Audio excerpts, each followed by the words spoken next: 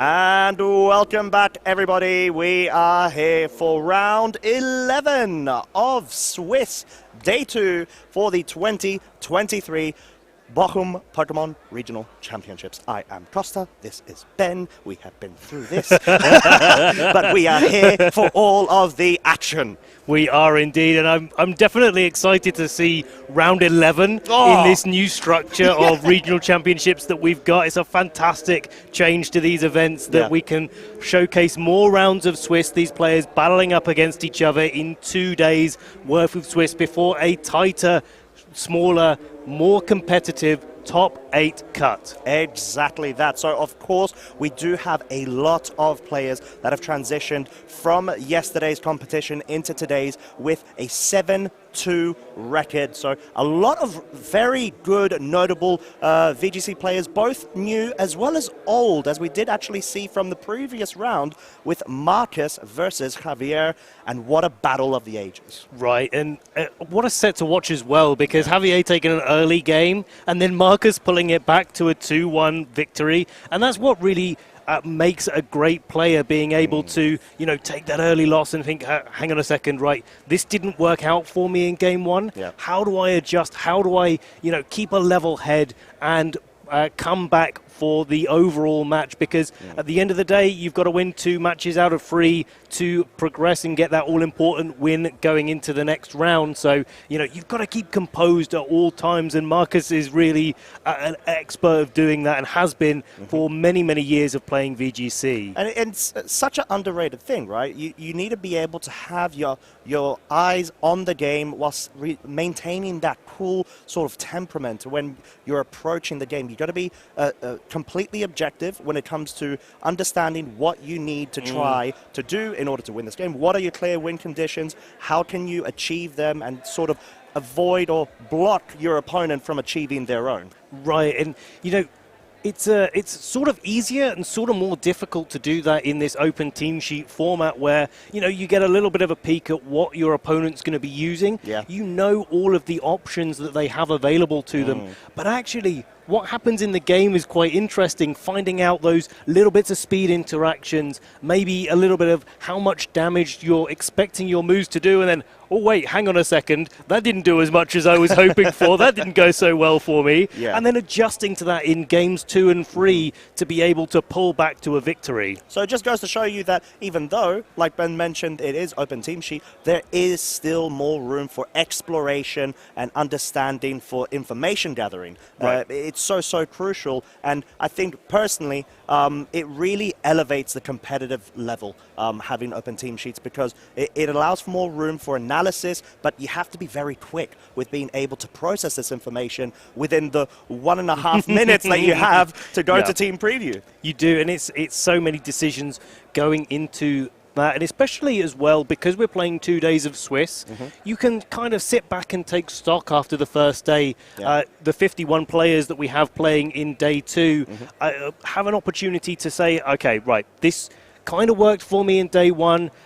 Maybe I had 1 or 2 losses against this sort of composition. Like, how do I go into day 2 a little bit fresher and try to maybe have a bit of a better game plan against those sort of team compositions that maybe you struggled with a little bit in day 1? Yeah, exactly that. So what we will actually be doing is just a very quick highlight for current standings. I think it's really good to be able to have a peer into how our trainers are actually faring going into this next round. We've got Alex Soto.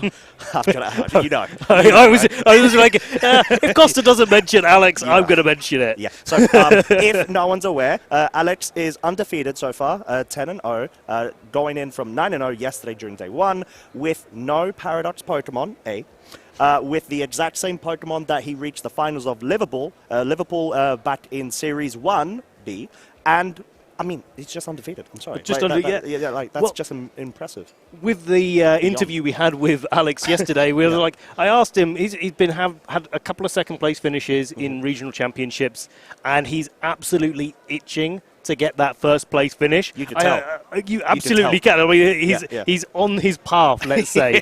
And I said to him, okay, so is Bochum Regional the time to get that first place finish? And he just took the mic and he said, Yes. And it's like, amazing. okay, it's decided. And clearly Alex is following through. There's still 4 more rounds to play today in the Swiss before going to that top cut bracket. So still not guaranteed that Alex is going to make it, but definitely making a lot of headway, and there's some breathing room there in the records that he needs to get. Exactly, but of course we do have other competitors as well that are very worth highlighting. A lot of variety when it comes to all the different regions within Europe, so it is really, really cool to see them progress on to this day. I think we've covered David Kutesh, Enosh as well, Jorijn Rijmakers, a Netherlands region-based player, really, really cool player. It's great to see him on form as well.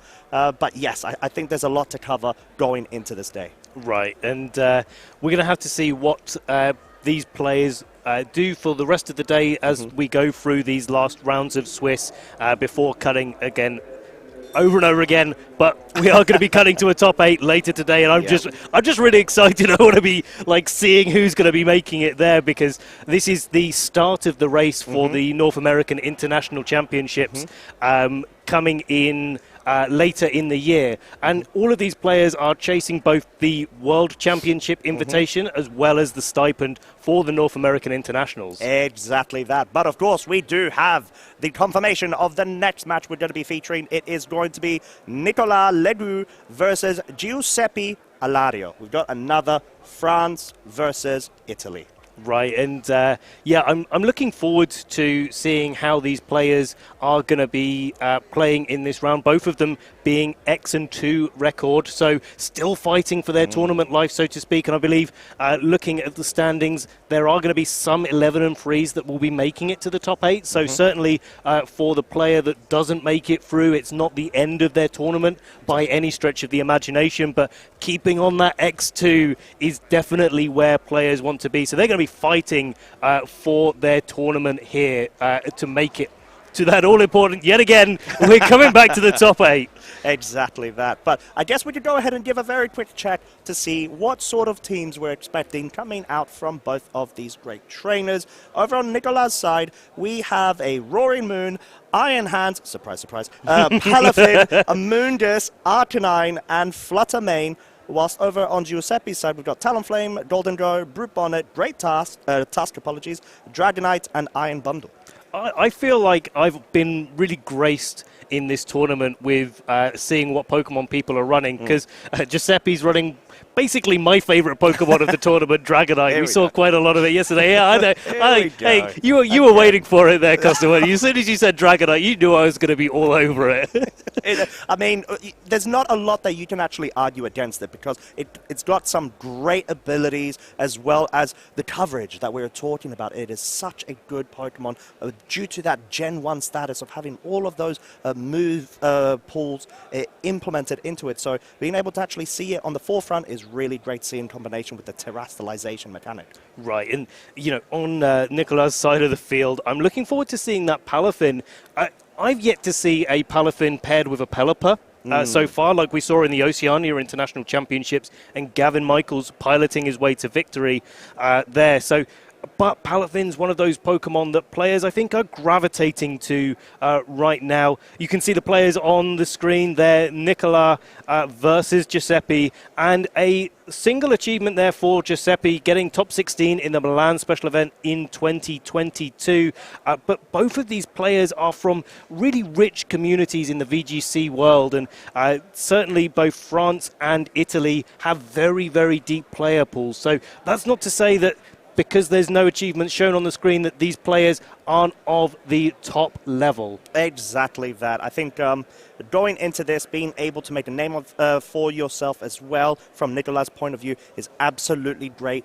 Great success as well. He's been able to just reach Day 2, which is so, so difficult in such a stacked tournament as well, with honestly the best from all of Europe, all regions of Europe, versus Giuseppe. Giuseppe, on the other hand, has been able to make a bit of a name for himself as well during the online community days days as well. The tournament, grassroots ran, of course, and he's gathered a bit of a following in his understanding and very good creative team-building choices. Right, and that's what it's all about when it comes into Series 2. I mean, where we change our rule sets fairly frequently, certainly compared to previous generations, you've got to be on the forefront of being able to build new teams for new series coming out as they change, and just keep riding that wave of creativity, because if you've got a great team coming into the event, that tends to give you a great opportunity to be able to have a good set of matches too. Exactly that. So, of course, we will have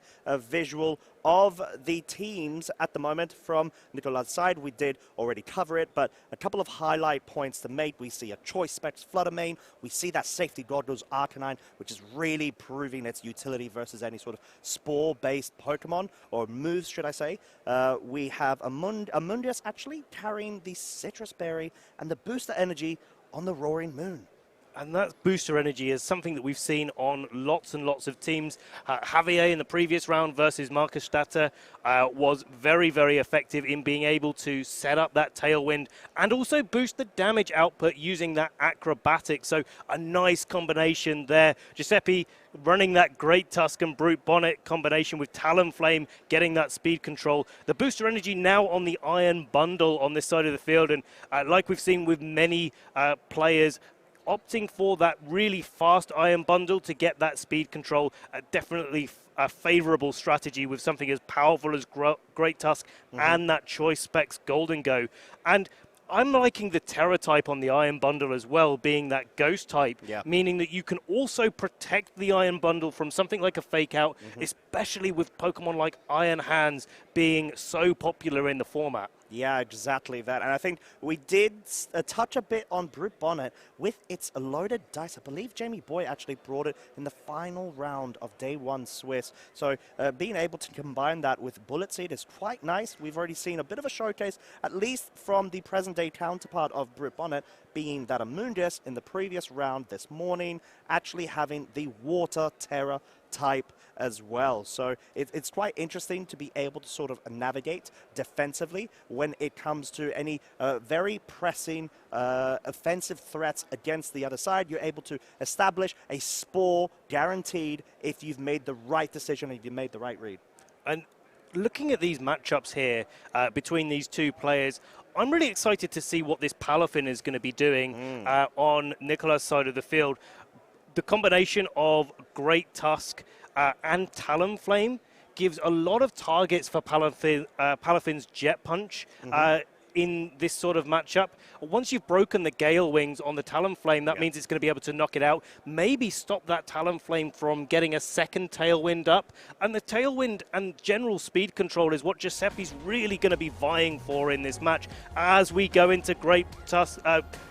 Great Tusk? I've got Great Tusk on the brain, apparently. Game 1 with Dragonite and Iron Bundle on the field. Palafin and Iron Hands leading the way for Nicolas.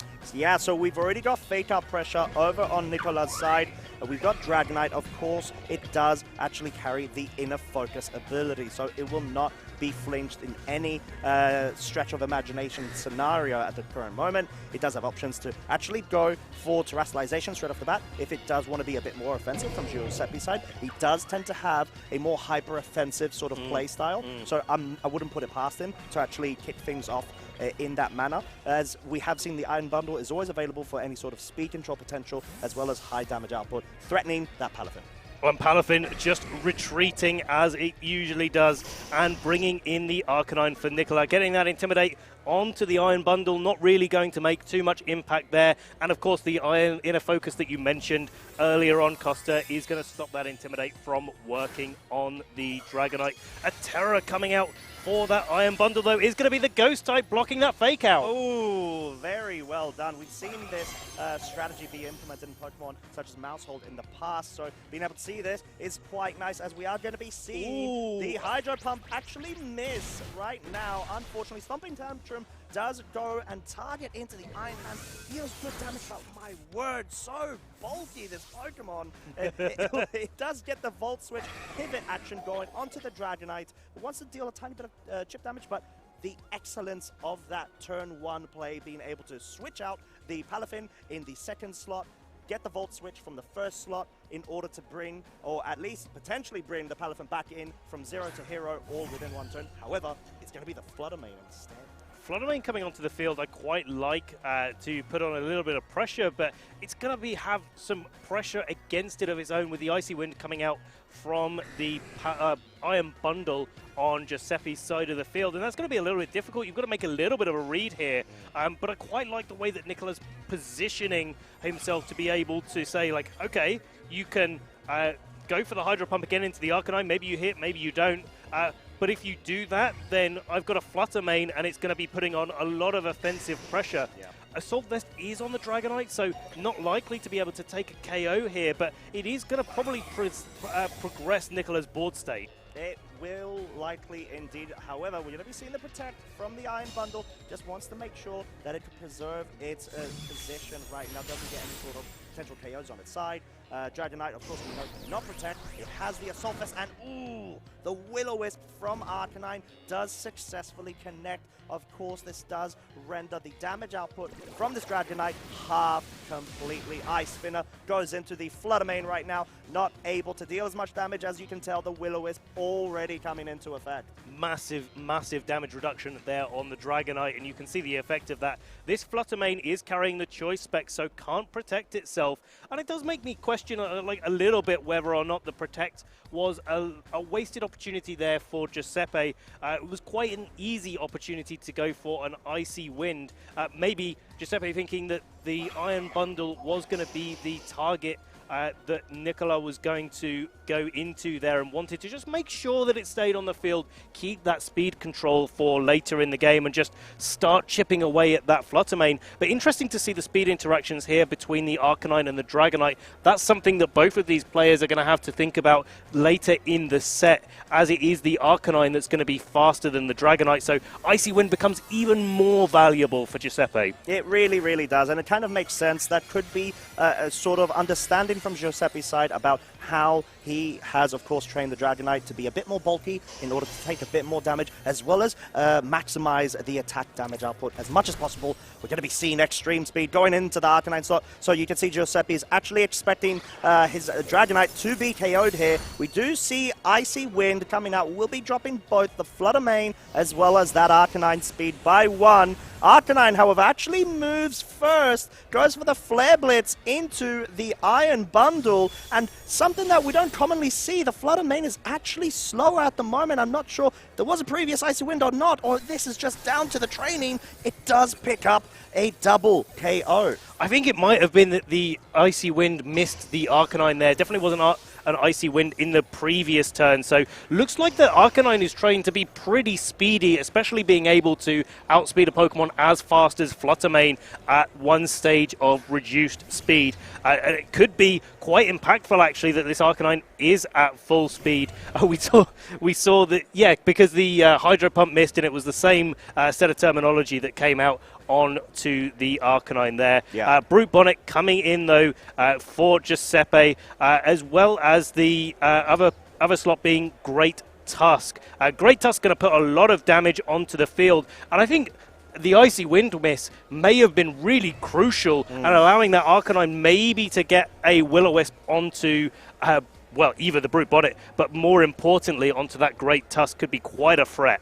It could be indeed, but of course we do have Brute Bonnet on the field for Giuseppe, and in this scenario, of course, the Flutter Mane does threaten it in combination with an Arcanine if there's a double-up option to be had here. We haven't seen a Terastallization over on Giuseppe's side. We do see the Flare Blitz, however. It goes and deals so much damage. Of course, Arcanine has recoil damage spent back onto it, but more importantly, the Flutter Mane is out of commission. The Headlong Rush has been able to successfully dispatch it, and Giuseppe already showing the offensive pressure on the field. Bullet Seed picks up a KO. And I like that way of targeting for Giuseppe, not wanting to risk any extra earthquake damage onto the Brute Bonnet, just making sure that you get the KO onto the Flutter Mane with your Great Tusk, and then follow up the Water type now Arcanine with the Brute Bonnet.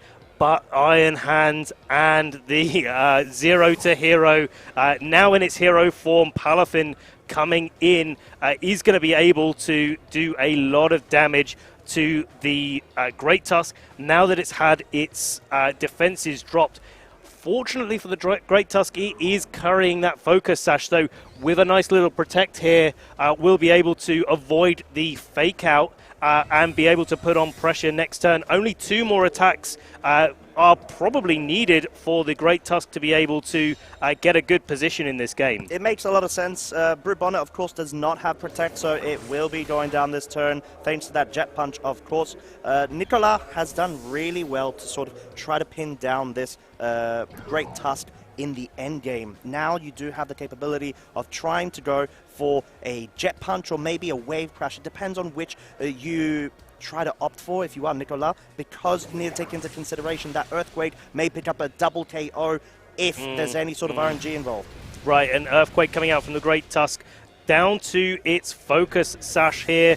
Earthquake is enough to pick out the knockout on the Iron Hands, but because that Palafin has got that Jet Punch, it will be taking the final knockout and bringing this game 1 to Nicolas. And going into game 2, I think there's going to be some adjustments that need to be made from both of these players. I think it was a real unfortunate situation there that the Icy Wind didn't connect on that Arcanine, because I think in that turn where Arcanine got the extra Flare Blitz off against the Brute Bonnet, could have been a great opportunity for Giuseppe to just get an Earthquake and knock out the Arcanine that was on pretty low health at that point. Yeah, I think so.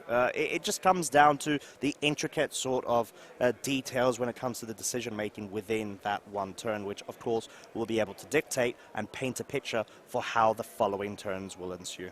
Right, and I guess the question here is, what can Giuseppe do to further improve the end game? I'm looking at the team sheets now, and I'm wondering if there's an opportunity for Golden Go to come for Giuseppe. We know that the Fluttermane in the previous game kind of got into a place where it wanted to be locked into Dazzling Gleam, and Golden Go's a Steel type. He'll be able to resist that quite handily and be able to put some quite good offensive pressure back onto Nicolas' side of the field. Yeah, exactly that. So given the current scenario, I think Golden Go could be a really cool bring, as long as Giuseppe doesn't have that hyper-offensive Nicolas, as long as Nicolas doesn't have the Fluttermane in a really good position to threaten. I'm not sure if there's any sort of scenario we could actually see a Roaring Moon Dragon Dance setup going if Nicolas wants to try to opt to go down that strategy, but being able to have the Iron Hands for fake out pressure as well as pivot action just really allows Nicolas to have better decision making mid-turn. I think it's sort of reminiscent of previous years' formats. We've got Incineroar, for example, where you either go, yes, apologies, I said the I word, where we've got a parting shot / U-turn capability of getting that slow pivot going and allowing a Pokemon partner in the back to get in safely. And I think Iron Hands really contributes so much to that sort of strategy. Right, and when you look at the Roaring Moon in this matchup, it does quite a lot of work. Be able to do lots of damage to the Brute Bonnet, and let's see if it's out here in the lead. It is not. Palafin and Iron Hands leading again for Nicolas, but that Golden Go has come to the game for Giuseppe alongside the Iron Bundle. Very, very good shout there. It makes a lot of sense for the Golden Go to be able to get that immediate offensive pressure onto the field, paired with, of course, the speed control capability of the Iron Bundle. So, of course, naturally speaking, the Super, I was going to say Super Dolphin, that's how I'm reading the name, the Palafin, of course, is temporarily scared to go up against a Freeze Dry, have any sort of damage dealt onto it, which sort of gives the initiative for it to switch out immediately, although I don't think that is a switch out. It doesn't look like it's a switch out there. I quite like that, because when you look at the position here, you've got the Iron Bundle on the field, but you've also got the Golden Go next to it. If you just switch out into something, it's possibly going to have to take a Make It Rain. That Terra Ghost coming out on the Iron Bundle, though, this time is going to avoid the fake out there. And just a freeze dry into that Palafin, who it doesn't need to be in its hero form to be an absolute champ. Just going to be going for a wave crash, doing a lot of damage into the Golden Go that launches out a trick into the Iron Hands, I would imagine there. Yes, it is the Iron Hands. Taking that choice specs, getting some nice eyewear going, and that's going to lock the Iron Hands into only being able to use one move at a time. Not particularly worrisome if it's going to be going for close combat, Volt Switch, or the Wild Charge that it has access to, but it will restrict the use of Fake Out. As well as remove that additional special defensive bulk due to the Assault Vest no longer being on its person. So we are going to actually see the Protect from this Palafin, still in zero form, still on the field. Hydro Pump tries to target down that slot, in anticipating a switch out there. And we are going to be seeing the Shadow Ball trying to double up as well. So Giuseppe trying to actually go ahead and capitalize off of an expected switch. We talked about switch. We see Volt Switch coming out from Iron Hands, targets down the Iron Bundle, but of course that actually does not pivot out. It does not. No, it looked like it was a Wild Charge there. I was thinking, like, it looks like a different animation there. I think so, yeah. Little rings of electricity coming out from the Volt Switch, but actually, like, quite fun. And I was thinking, hang on a second, if that's Volt Switch, that's now boosted by the choice specs. Yes. And that's actually going to be doing quite a lot of damage there. Yeah. Maybe not to the Golden Go that's got the Assault Vest now, but would have been quite cool against Iron Bundle being naturally less specially defensive. And a cool little interaction there. Indeed, as we're going to be seeing the Protect from the Iron Bundle right now, still wanting to add to its longevity, and just this strategy of Nicolas just wanting to go for the damage and not wanting any partner Pokemon in the back to actually receive any targeting from Giuseppe's side. Shadow Ball will be going into this Iron Hands, which no longer does carry the Assault Vest, but wow, it still takes that like a champ, even though there's a special defensive drop to take into consideration. Well, that's because the Assault Vest was limiting the damage from the Shadow Ball coming out from the Golden Go, but the Golden Go had the choice specs, which was boosting the damage. So they've kind of done a little switcheroo, and it's basically exactly the same thing. I mean, I like how you call out switcheroo there. Essentially the same essence of trick, of course, but a different Definitely name. intended. Definitely intended. Course, absolutely. As we are going to be seeing the Flutter Mane is now on the field. It has not been damaged at all, and it is in a prime position to actually put a bit of offensive pressure on. However, we do need to take into consideration the Iron Bundle's Icy Wind, and it's able to connect or not, to slow down and enable the Golden Go by its side. Right, and it can now go for a Make It Rain, even though it Shadow Balled previously. Now that it's not holding that choice specs, it can change its moves. Nicolas, seeing that coming potentially and just switching out the Flutter Mane into the Arcanine, getting that Intimidate on the field again, not going to be too impactful in this position. And we're going to be seeing the Icy Wind indeed coming out from the Iron Bundle, dropping the speed of the Iron Hands and that Arcanine. Indeed, Shadow Ball targeting the Arcanine right now, so they're very safe to try to target that slot. We'll actually get another special defense drop now. It seems the secondary effect is coming into play. Wild Charge does pick up the KO onto Iron Bundle, so this is quite nice for Nicolas because you're able to at least guarantee you've got the Flutter Mane in the back. If Giuseppe has not actually brought the Talonflame, you have advantage when it comes to speed tiering. Right, because now it's the Flutter Mane that's the fastest Pokemon of all Pokemon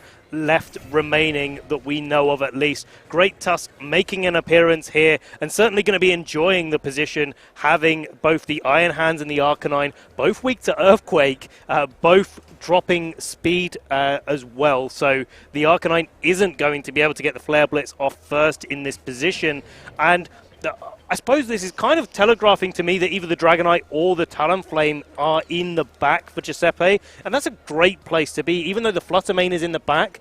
Because of the Assault Vest onto the Dragonite if it is in the back, or the Tailwind if the Talonflame's in the back. This Great Tusk looks to be in a fantastic position to take a couple of knockouts and really put the pressure on for Giuseppe. It may well indeed, as Arcanine doesn't want to actually get taken out or have any sort of damage dealt from this Great Tusk, but Great Tusk absolutely ignores it, does pick up the KO onto the Iron Hand, so I'm quite curious to actually see what the Golden Go will go for. Likely just to be another Shadow Ball, of course. Yes, we can confirm it. Just wanted to make sure that it could focus down. With the -1 special defensive drop from the Arcanine, it would have likely picked up the KO there.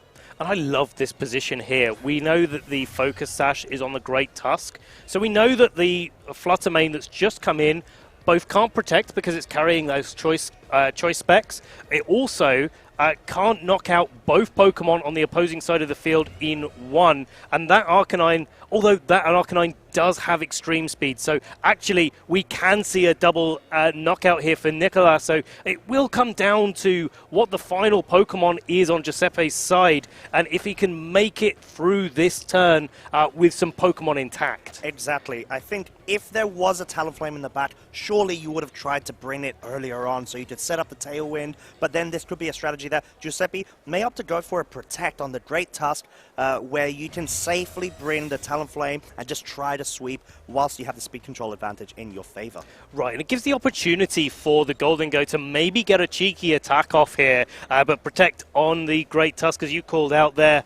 Costa is going to stop the Dazzling Gleam from picking up the KO alongside that extreme speed. Now the Golden Go going back to Giuseppe, and we will see what the final Pokemon is on Giuseppe's side of the field, and if it, all importantly, can make it through this game. Oh, but it's the Brute Bonnet, so no immediate speed control available on Giuseppe's side. However, we do have the we actually have no Rage Powder on the Brute Bonnet. It does have Sucker Punch, it has Spore, Bullet Seed, and Crunch, of course paired with the Loaded Dice item. So in this scenario, we have not actually, of course we have seen terrestrialization of the Iron Bundle into the Ghost Arrow, which does mean the Dazzling Gleam will be threatening, and if not picking up KOs left, right, and center in combination with the Arcanine, likely leading to Nicolas taking the set. Potentially, yeah. I mean, we know that the Flare Blitz doesn't knock out that Brute Bonnet in one,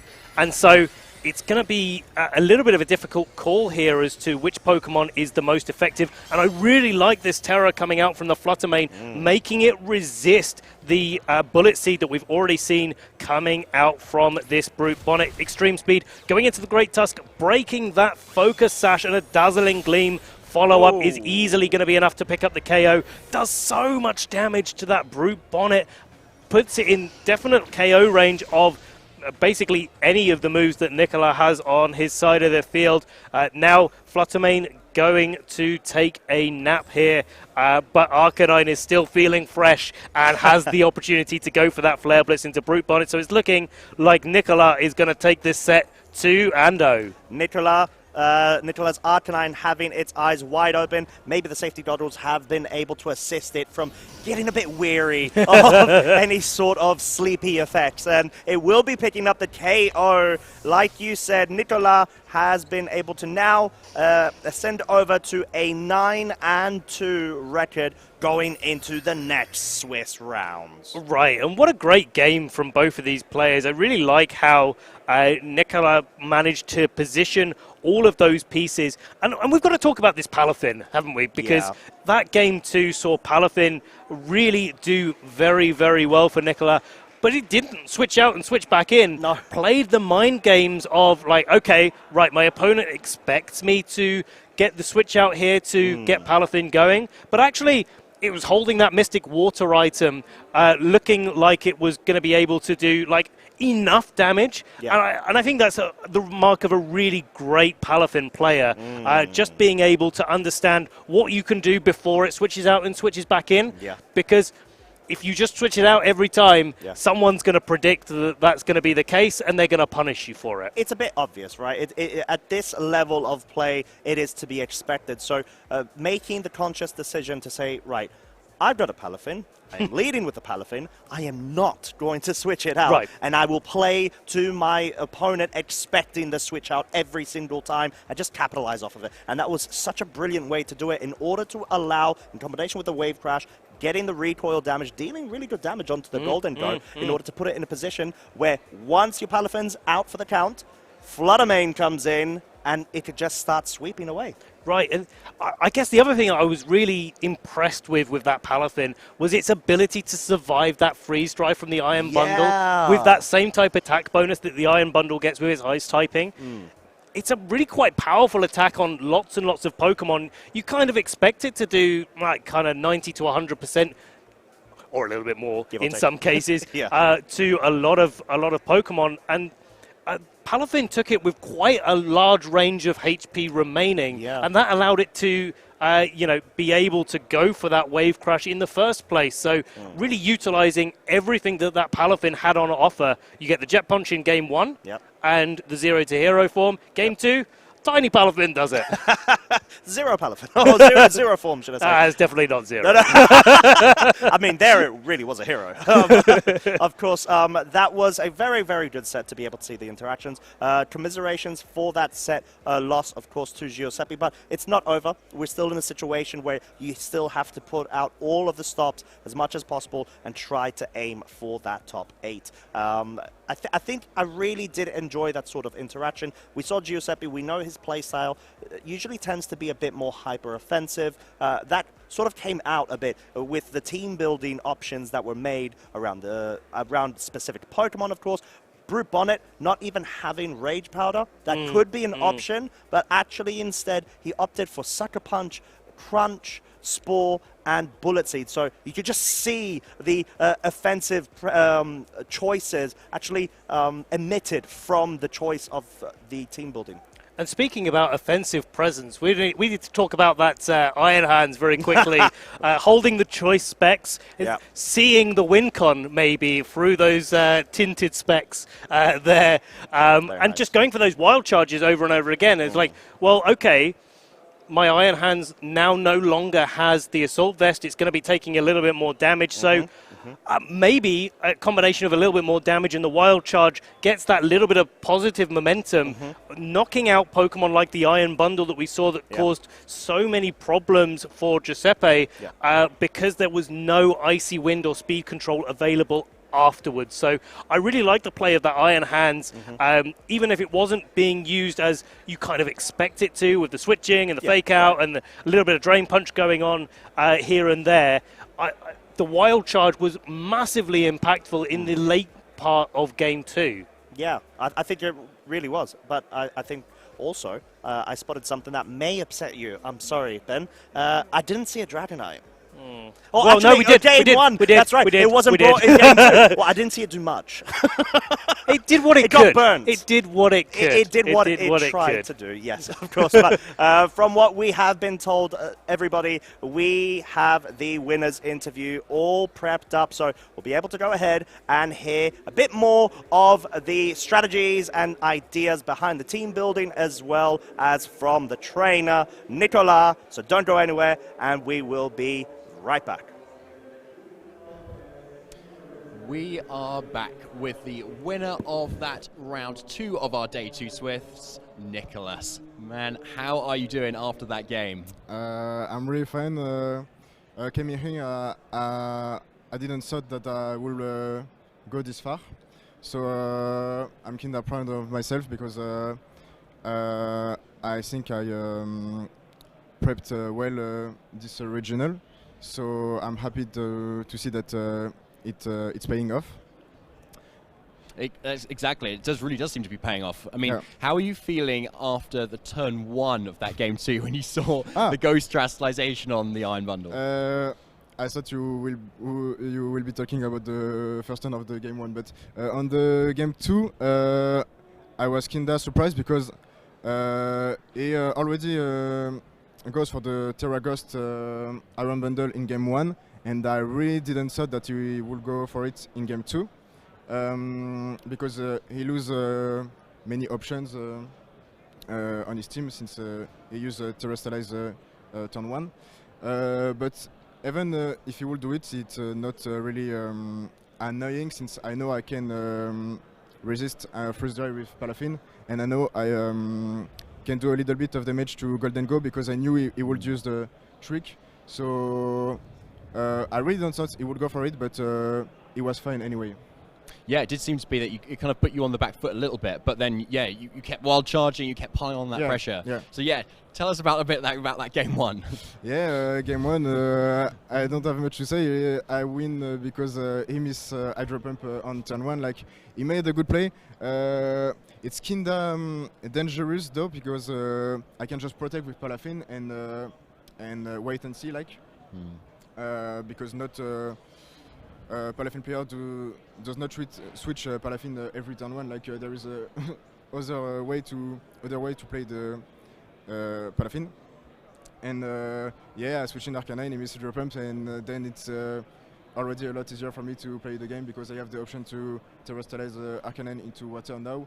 And since Freeze Dry do less damage than Hydro Pump, I can resist Iron Bundle and Flare Blitz, is Bread Bonnet, Wood, Great Tusk, so it's of course a lot easier to play the game. Amazing. And how have you found the team itself across the entirety of yesterday and today? Has it been doing everything you wanted it to be doing?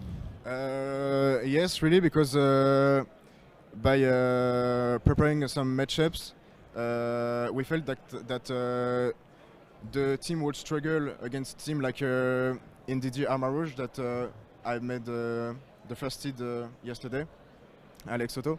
But in the end, like, when you know how to play the matchup, is like it's an easy matchup. And so my friend that played the same team as me, Adam Sherfawi, and he faced NDD Armor Rouge, he went 2-0, and I faced 2, and I went 2-0-2. So the matchup that we thought would be hard was in reality kinda easy when we prepared well and knew that what to do. Fantastic. Okay, and going into the rest of the rounds today, how are you feeling about potentially the other players in the tournament that you know have gotten to day 2? Anybody you're kind of scared to face or want to face? Scared to face? Not really, because I really think now all players are good, and it really depends more on the matchups.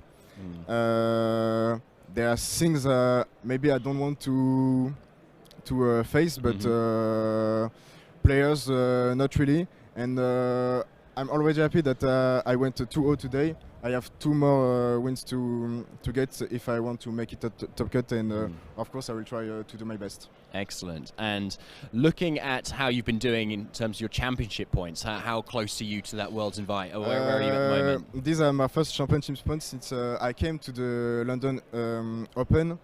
I went 6-3, but didn't get points since I started in 0-2.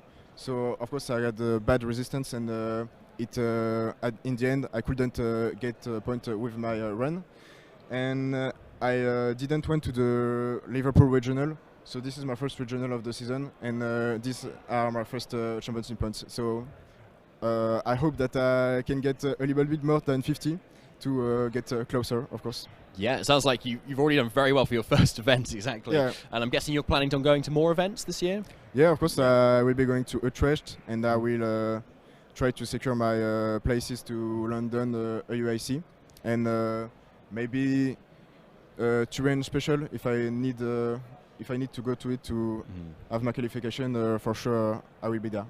Excellent. And compared to like other years as well, when did you kind of start, or have you kind of got World Invites before, or like? I started playing VGC back in 2016, but like I only was playing online because I was like under my 18s, and so I couldn't.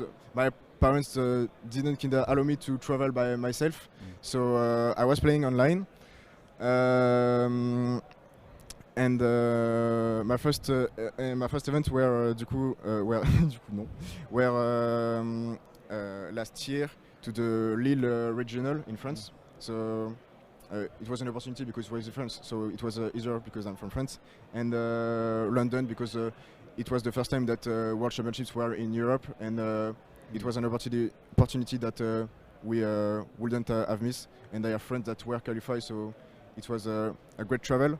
But before last year, I never attended to any official event. I played online and some team tournament for the French team. So I have experience, but I have just 3 tournaments, official tournaments at my counter for the moment.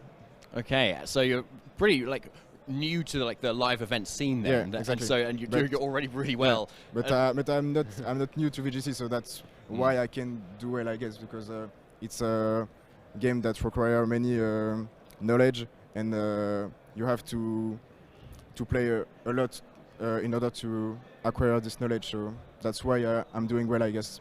Excellent. And when you kind of looking forward to the other future events, do you see yourself running a similar team to what you've kind of done before, if it's just the same series, or are you going to maybe switch it up? What do you think? I don't know. This is exactly the question I can ask myself for Utrecht, and I don't know, because at first I didn't mean to bring the team I bring at this event. I was trying to build a team by myself, because the six Pokemon I'm playing were a known team that I get, and that I made adjustment with a friend. But at first I was planning to play another thing that I can't really compare with this play style. But I'm really surprised of how the team can do really well, and I believe you get really rewarded to play with the team, because you get better with the team, and it's a team that really have the option to win almost every matchups. It only depends of the 4 Pokemon you choose in game and how you play. So that is comfortable. It's really comfortable. And what sort of advice would you give to someone who's kind of new, kind of starting out in VGC, who may be in a similar situation to you, maybe he's only kind of played online, is looking to maybe get into those live events? One advice, I know that myself, I got better by playing a lot of game online. So I would of course recommend to every new player to play a lot the game, and also try to make friends and connection, because it's really a game that Pokemon is a game that require many other players in order to train and exchange ideas, get teams. It's really important to build up a little community. Like I have friends, and we're a close group of friends, and we grew up playing the game together, and we're getting better of it. So it's insane. Yeah, exactly. It's a team environment, and coming to those live events is obviously a really good opportunity to kind of meet those people too as well, I bet. Yeah. So congratulations on your win, Nicolas. Any final shout-outs you want to give? Yeah, of course. Can I do it in French? Oui. Well, thanks to PE. Merci à PE, Pôle emploi. Voilà, on va être de plus en plus présent. Voilà, on va essayer de gagner un maximum. Et merci aussi à tous les Français. Et merci à Bars aussi qui joue le Top Cut et qui nous a permis d'avoir la team aussi. Donc merci à lui. Merci. Okay. Congratulations again, Thanks. Nicolas, and good luck in the rest as well. Thanks. We're going to pass it right back for probably a little bit of short break until round 3 of our Day 2 Swiss here in Bochum Regionals.